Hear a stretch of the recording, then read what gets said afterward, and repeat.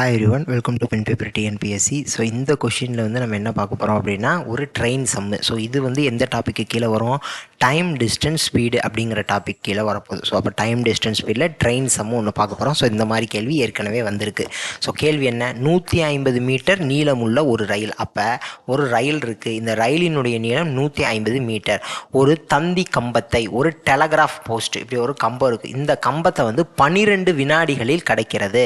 அப்போ இந்த இது ஸ்டார்டிங் பாயிண்ட்டு, அந்த ட்ரெயினோட ஸ்டார்டிங் பாயிண்ட் இங்கே வந்து திருப்பி இந்த ட்ரெயினோட எண்டிங் பாயிண்ட் இப்படியே போய் இங்கே ட்ரெயினோட எண்டிங் பாயிண்ட் இங்கே வரும். அப்போ ஸ்டார்டிங் பாயிண்ட் இவ்வளோ தூரம் போயிடும். அப்போ இந்த ட்ரெயின், இந்த போஸ்ட் கம்பத்தை இந்த ட்ரெயின் முழுமையாக கடக்க 12 செகண்ட் ஆகுது. அப்போ ஸ்டார்டிங் பாயிண்ட் இங்கே வர்றதுலேருந்து திருப்பி எண்டிங் பாயிண்ட் இங்கே வர்றது முடிக்கும் கணக்கு நமக்கு 12 செகண்ட் ஆகுதான். அப்போ இதுலேருந்து நம்மளால் என்ன கண்டுபிடிக்க முடியும்? ஸ்பீடு கண்டுபிடிக்க முடியும். ஸ்பீடு அப்படின்னா distance divided by time taken. ஸ்பீடுங்கிறது டிஸ்டன்ஸ் பை டைம் டேக்கன். அப்போ டிஸ்டன்ஸ் 150 மீட்டர்னு எனக்கு தெரியும், கீழே வந்து டைமு 12 செகண்ட். அப்போ இதனுடைய ஆன்சர் என்ன பண்ண போகிறோம்? கேன்சல் பண்ணி வேணால் பார்த்து வச்சுக்குவோம். 6ன்னு வரும், இங்கே 75ன்னு வரும். ஸோ இதற்கு மேலே பெருசாக ஒன்றும் கேன்சல் பண்ண முடியாது. ஸோ நான் அப்படியே கூட வச்சுக்கிறேன். அப்போ 75/6 மீட்டர் பெர் செகண்ட் அப்படிங்கிறது தான் இதனுடைய ஸ்பீடு, இந்த ட்ரெயினினுடைய ஸ்பீடு.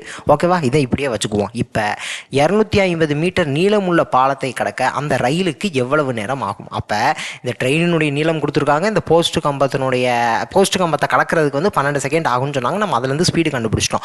இப்போ 250 மீட்டர் நீளமுள்ள பாலத்தை கடக்க அந்த ரயிலுக்கு எவ்வளவு நேரம் ஆகும்? ஸோ இங்கே நிறைய பேர் பண்ணுற தப்பு, 250 அப்படிங்கிறத வந்து டிஸ்டன்ஸாக எடுத்துக்குவாங்க.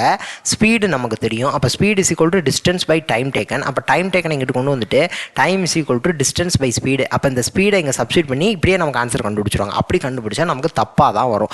இங்கே என்ன செய்யணும் அப்படின்னா, இங்கே டிஸ்டன்ஸ் அப்படிங்கிறது 250 கிடையாது, 250 + 150, 150ங்கிறது இந்த ட்ரெயினினுடைய டிஸ்டன்ஸ். இங்கே வந்து நம்ம என்ன செஞ்சோம்? ஒரு போஸ்ட் கம்பத்தை கடக்கிறப்ப போஸ்ட் கம்பம் இந்த இடத்துல இருக்குது. அப்போ ட்ரெயின் ஃபஸ்ட்டு என்ட்ரன்ஸ், ட்ரெயினுடைய ஆரம்பம் இங்கே வந்து அப்படியே போய் ட்ரெயினினுடைய முடிவுங்கிறது இங்கே வரணும்ல, அது முடிக்கும் சேர்த்து தானே நமக்கு அந்த இது கொடுத்துருக்காங்க.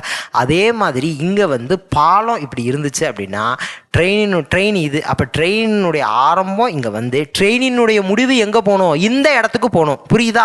அப்போ ட்ரெயினுடைய ஆரம்பம் இங்கே வர்ற டயத்துலேருந்து ஆரம்பித்து ட்ரெயினினுடைய முடிவு இந்த இடத்துல வந்து போய் கிராஸ் பண்ணணும். ஸோ அந்த டைம் முடிவு நம்ம இது பண்ணணும். அப்போ நமக்கு டிஸ்டன்ஸ் ஆனது என்னவாக மாறுகிறது? அங்கே வந்து டிஸ்டன்ஸுங்கிறது ட்ரெயினோட டிஸ்டன்ஸை மட்டும் எடுத்தேன்.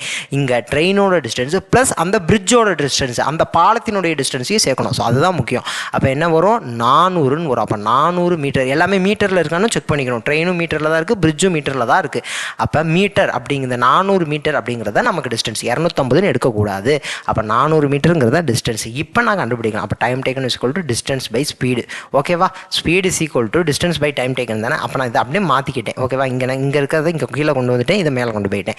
அப்போ டைம் டேக்கன் தான் நமக்கு தேவை. டிஸ்டன்ஸ் 400ன்னு தெரிஞ்சு போச்சு, ஸ்பீடு 75/6ன்னு கண்டுபிடிச்சி வச்சிருக்கேன். ஸோ இதை நான் கேன்சல் பண்ண போகிறேன்.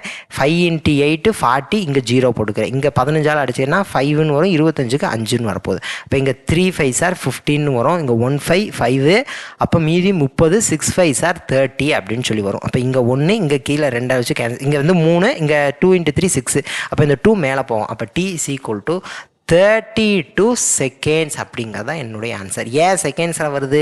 இங்கே டிஸ்டன்ஸ் பை ஸ்பீடு எடுத்தோமா, இங்கே டிஸ்டன்ஸுங்கிறது என்ன யூனிட்டில் இருந்துச்சு? மீட்டருங்கிற யூனிட்டில் எடுத்துருக்கோம். ஸ்பீடுங்கிறது மீட்ரு பெர் செகண்ட். அப்போ மீட்டரும் கேன்சல் ஆகிடும், இந்த செகண்டு மேலே போயிடும்.